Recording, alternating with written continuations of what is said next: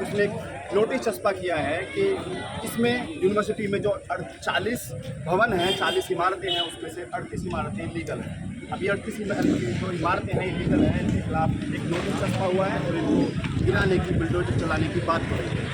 अब इसी बुलडोजर को रोकने के लिए और इनको गिराने को रोकने के लिए यहाँ पर हज़ारों स्टूडेंट बैठे हैं धरने पर, और यहाँ जो लोग आए हुए हैं उनसे बात करने की कोशिश करेंगे। तोड़ते नहीं, और बहुत सारी यूनिवर्सिटियाँ भारत के अंदर बना देते हैं। इन्होंने इतने सारे स्कूल तोड़े, इतने सारे बहुत सारी चीज़ें तोड़ी। कहाँ कहाँ तक आपका पूरा दिन रात हो जाएगी बताते बताते, जहाँ तक सिस्टम में इन्होंने सिस्टम खत्म कर दिया है पूरा भारत का। आप केरल, कर्नाटक, तमिलनाडु चले जाए, जो शिक्षा वहाँ पर बेस्ट है, उसके मुकाबले हमारा जो यूपी है, इस यूपी में बिल्कुल अंधकार में डूबी हुई है। हम लोग ये चाहते हैं कि शिक्षा का जो लेवल है वो ऊंचा हो, ऊंचाइयों को छू, ऊंचाइयों को छूने के साथ साथ जो हमारी युवा पीढ़ी आएगी वो आगे तरक्की करेगी। कोई डॉक्टर बनेगा, कोई इंजीनियर बनेगा, कोई वकील बनेगा, कोई कुछ बनेगा, तो उसमें जो है भविष्य उजागर होगा। उसमें क्या होगा कि जब पढ़ा लिखा होगा, लेकिन ये जो लोग अनपढ़ जो लोग हैं, जो नेता हैं छोटे मोटे, जो ऐसे मान लीजिए चीटियाँ हैं, वो इन लोगों को पढ़ के आगे बढ़ने नहीं दे रहे हैं। वो चाह रहे हैं कि जैसे हम कुर्सी पे बैठे हैं ना, ये लोग हमारा सामना ना करें। उनका मेन मुद्दा ये है। आप कुछ कह रहे थे आगे? मैं ये कहना चाहता हूँ कि हमारा जो शहर रामपुर है, यहाँ पे लमसम मैंने सुना है, मुझे रेवेन्यू रिकॉर्ड की ज़्यादा जानकारी नहीं है, लेकिन फिर भी मैंने ये सुना है कि 70% ज़मीन नॉन जेडे है, जो कि अप्रूव नहीं है। क्या डीएम साहब पहले उस 70% सारी ज़मीन को खाली करा लेंगे जो इस यूनिवर्सिटी को तोड़ने के लिए आ रहे हैं? जब तक आरडीए जब था भी नहीं है यूनिवर्सिटी बनी, ये गाँव आरडीए के अंतर्गत अभी आया है, जो मेरे ध्यान में लमसम 1 साल से 2024 में आया। तो रामपुर के अंदर लगभग 95% में श्योरिटी से कह सकता हूँ कि जो मकान बने हुए हैं वो आरडीए अप्रूव्ड नहीं है। और आरडीए के नियम ये होते हैं कि 95 मीटर से ऊपर का जो भी मकान है वो आरडीए अप्रूव होना चाहिए। 95 मीटर से कम का अनअप्रूव्ड भी चल जाए। तो जो 95 मीटर से ऊपर के मकान हैं, जो नॉन जेडे में 4-4 मंजिल बिल्डिंगें खड़ी हैं, क्या पहले उन्हें ध्वस्त करा के वो ज़मीनें खाली कराई जाएंगी? जो ये भवनों को जो है गाँव में बनी हुई है यूनिवर्सिटी, जो आज आरडीए में आ गई, उस टाइम आरडीए कहाँ था? और मैं कहता हूँ कि सरकार कोई आज नहीं आई है, सरकार सन 2017 से आ गई है। तो सन 2017 से क्या ये चेक नहीं करा कि इसके रेवेन्यू रिकॉर्ड कैसे हैं ज़मीन के? ये जो आज बच्चों के भविष्य को एक काल कोठरी में बंद कर देना चाहते हैं, ऐसे शिक्षा के मंदिरों को गिरा देना चाहते हैं, तो ये कहाँ की इंसानियत है? आप चाहते हैं क्या हमारे बच्चे अनपढ़ हैं? हम तो बिल्कुल नहीं चाहते। कोई नहीं। एक इकलौती यूनिवर्सिटी है, एक इकलौती ऐसी जगह है जो कल रामपुर में बताने के लिए होगी कि मोहम्मद अली जौहरी यूनिवर्सिटी हमारे शहर में है, तो ये हम उसको भी तोड़वा लें इतनी आसानी से? अगर आपको इतनी परेशानी थी तो अप्रूवल ही ना दिलवाए होते।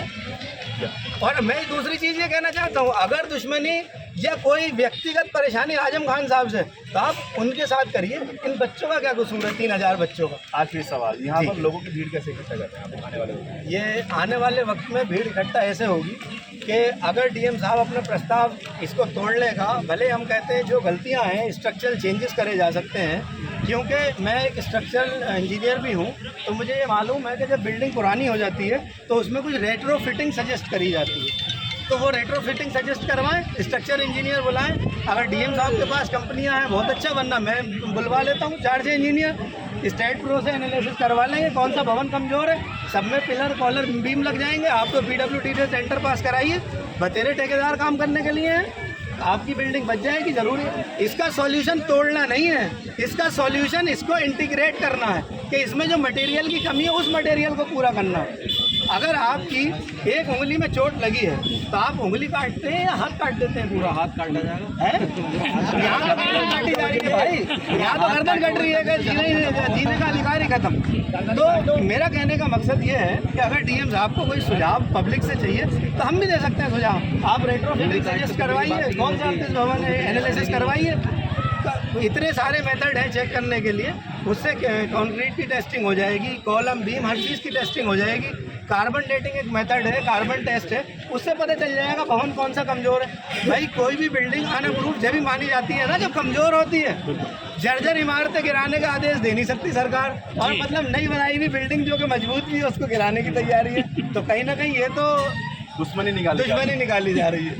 दुश्मनी का मामला है ये। और मेरा यही कहना है कि एक इंसान की दुश्मनी की वजह से इन 3000 बच्चों का भविष्य अंधकार में न डाला जाए, और जो ये बचे हुए तमाम हिंदुस्तान के बच्चे हैं जो यहाँ आके पढ़ना चाहते हैं, उनके भविष्य को अंधकार में न डाला जाए। बल्कि मैं सरकार से यह कहना चाहूँगा कि सरकार इस यूनिवर्सिटी को अपने कंट्रोल में ले ले और एक वाइस चांसलर बैठाए या डायरेक्टर बैठाए, और इसमें अच्छे गवर्नमेंट जो तरीका है, प्रक्रिया है, चाहे वो बहुत सारी रिक्रूटमेंट एजेंसी है हमारे देश में, सेंट्रल गवर्नमेंट की, स्टेट गवर्नमेंट की, उनसे कुछ रिक्रूटमेंट करके प्रोफेसर्स का, उन प्रोफेसर्स को यहाँ लाया जाए। जो शिक्षा आज चल रही है इससे बेहतर बनाने की तैयारी करी जाए, ना कि जो है उसे खत्म करने की तैयारी करी जाए। उत्तर प्रदेश में स्कूल आगे चालू क्या कहना चाहते हैं इस यूनिवर्सिटी के बारे में?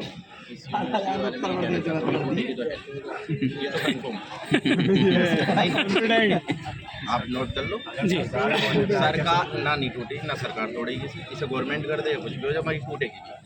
पब्लिक नहीं समझ पा रही है, पब्लिक को गुमराह करा जा रहा है, समझे?